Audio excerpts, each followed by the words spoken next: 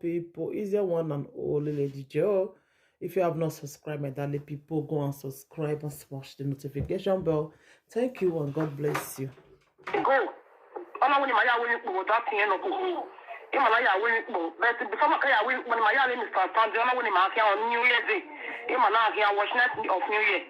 Mari Sevani so e mana da na zo kire ona so agbemi. Obo is that guy no change you not pa mo fo. E no ni we mani ko mo because budget da no tie ma fi.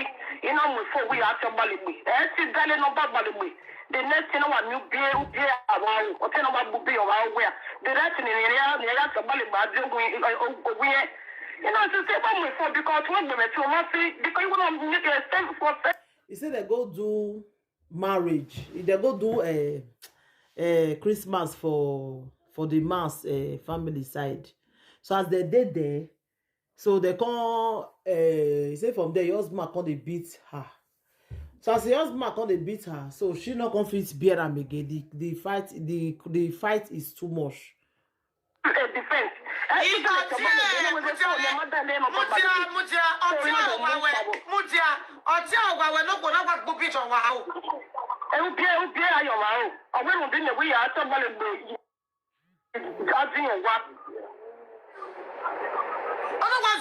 He say as the man. That is now European the thing for the happen. So they go do Christmas for the man sister side. So the man now come they beat her for there. So she can't say make you can't tell the man say go call police for you. Say that his sister, the boy sister just give her 3 good slap for face. Like seriously, 3 good slap for face. Say why go talk? Say one call police for he brother. Yeah. But the nigga ya move my mother when you go. No, some of the when you in the past through. What some of where we wouldn't know the matter where the moment with the matter where the Saturday night or some of you what yet. You might the matter and then out or 20 to benefit away. You know, we want them no go by the before, you know, go by the before. You know, the move by you move by, you know, one of the theory. Or it's your mother in your way or year. He said she converse, come on, tell the sister. Say now you say make we come, make I more will come settle the matter for your house. We reach there now. Say your brother never see change. We reach there, your brother said they beat me. Instead now, where you now for see make peace, you can't begin they beat me join and say because of that one, like she can't come out for the house. So she converse come out. The woman come the beg after she don't come out. Quand the beggar say I beg, make it no verse, you know. Say me no verse, now verse, now make and that police we just here, now make and give and slap. Well, I know what brought that. I know what year, but ni forgiving. So before getting many men, yeah, because we win the mistake in many. Now you need to because you're going to touch me, you know, the penalty. Hello. He says so that vaccination, he can't call his own family, say this marriage you not fit again, you know. So that mommy call they say may wait. Hello, sister. Hello, what you that for work? Be what bini? Ufia ya. What be what big bang ufia?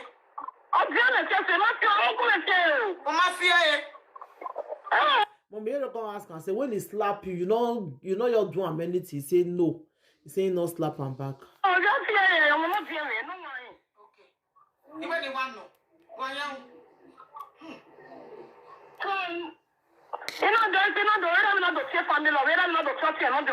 Mommy ask and say you slap him back when he slap you. Say no. Say the woman senior and well, so you know slap him back. Nigeria, I'm not coming well. I'm not a couple of me. It can't come here, I talk my way, or we will come away, or you will look at Kenya, not to you well. What do I young say? Well, not the original was when you will come away, not to you well. He say Papa Papa first called the woman before. Called them before, say he became complete around say una brother not they sleep with him. Una brother not they jogodo with him. As they young rich, what did they happen? Oh, you want to go and tell you repair and what waiting in you now. Oh, you don't know why. He said when the husband of or the husband of the woman one can't reply his papa, he say he dey work. So because of work now, you don't go jogodo with your wife again. Are you kidding me? Hello, Mutia. Order for well of your kewe.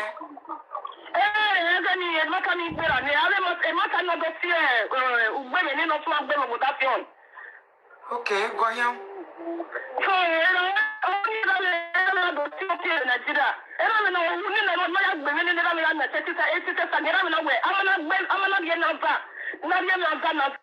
that vaccination when the brother, the husband, sister, they slap her. So when he slap her for that face, he says blood can't gather for that eye. So the papa can say, as you can tell her own papa, papa can say, if the way it can't be now, maybe the marriage you could just come out because they don't feel can kill you for my hand. You understand? So papa can't talk like that.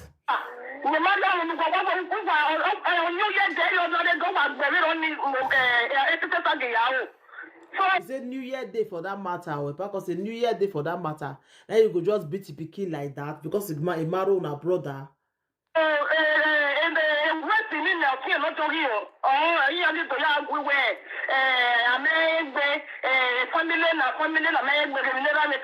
Ever since then, for the 4 years plus ago,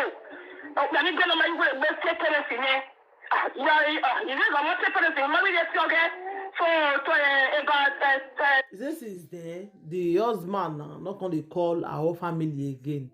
So she too not gonna say they call the man family because he not they call the young. 2 years ago,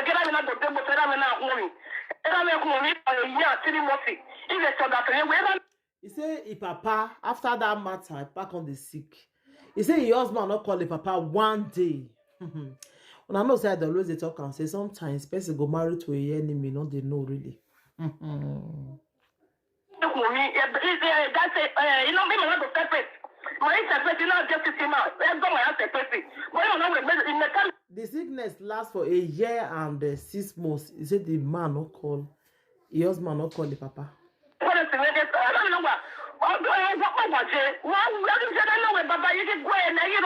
But my mind is certain now. Some of them will not separate me.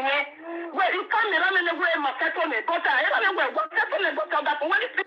He say if papa call ask and say, your husband not feel evil come. He say call tell the papa say 2 of them not there again. They say they be don't separate for the cause they settle back again. But even when they say settle back, if papa say your husband 12 of them don't settle, he say yes. But you know they call me, make you evil greet me. He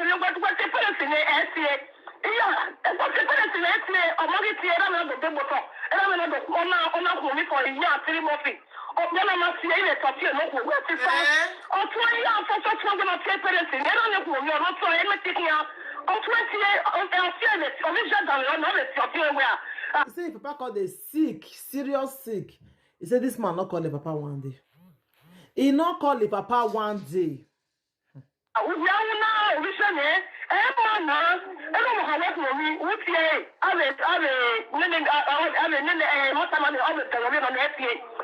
He said even his sisters cause tell her say, may you still call your wife complain to us say you not call the papa and the papa they sick. May you still call her, may you still greet him. He say he not greet call.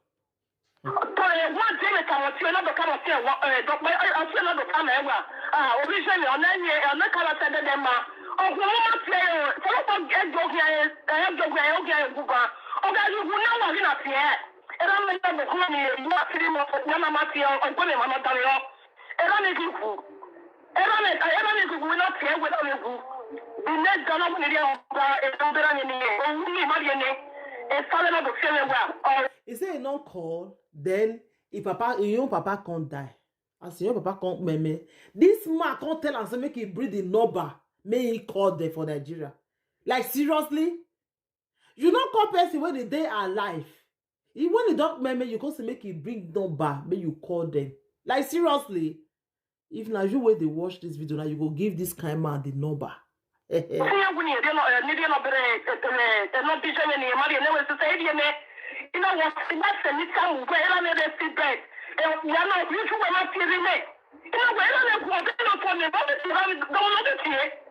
Original in Yami, Yami, no, it's a Sarunta. Well, no, it's a what I will name. On the original, he said the sister come dey beg am, the boy sister say I beg make you give am the number.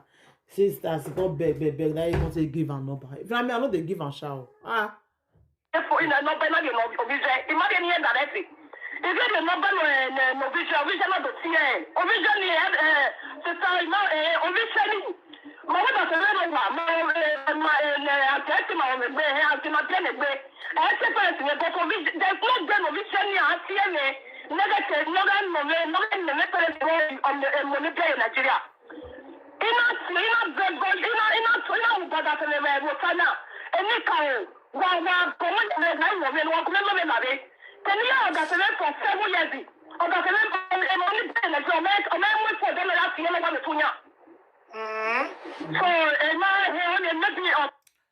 So for me, love not the marriage. It says it's where the intern know the man. Children when he born for Nigeria, I say this man never one day make evil ask of the children. When I want to say love, they this kind of marriage, my darling people. Love not they. I just believe say she married to her enemy. Now waiting me a reason though. So you when they watch this video, now what do you think? This man love this woman. Love not the year at all.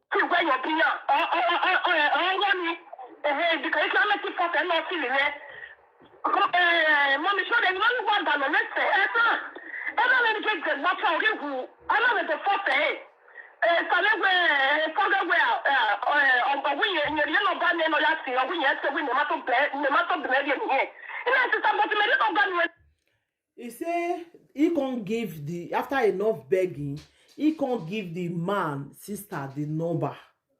So that one can't give the man say take the number and make you take call. He say he know the call. Say as far as say his wife not give him the number direct, he not go call the papa or to wait the woman go give him the number direct.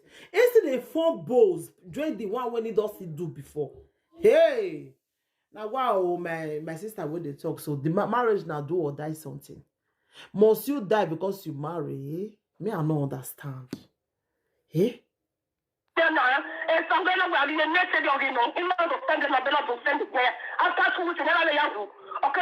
He say he can't say. He says sister can't say if now. So you give her the number by yourself.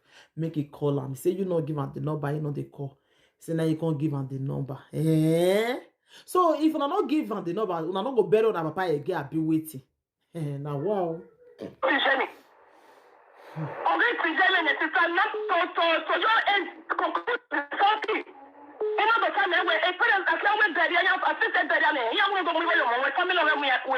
Okay. He said they can't tell us say since the dog fix the barrier. Since the dog fix the barrier, you know, since the dog fix the barrier, you know, not say if man not put money for woman head, you know, fees stand for them for the barrier. So they can't tell us say since at the way it can't be now, since the papa dog there, you must come do the put money for the woman head before your family go feel come for the barrier. Because if not, they're not going to recognize them as in-law. When I listen, no.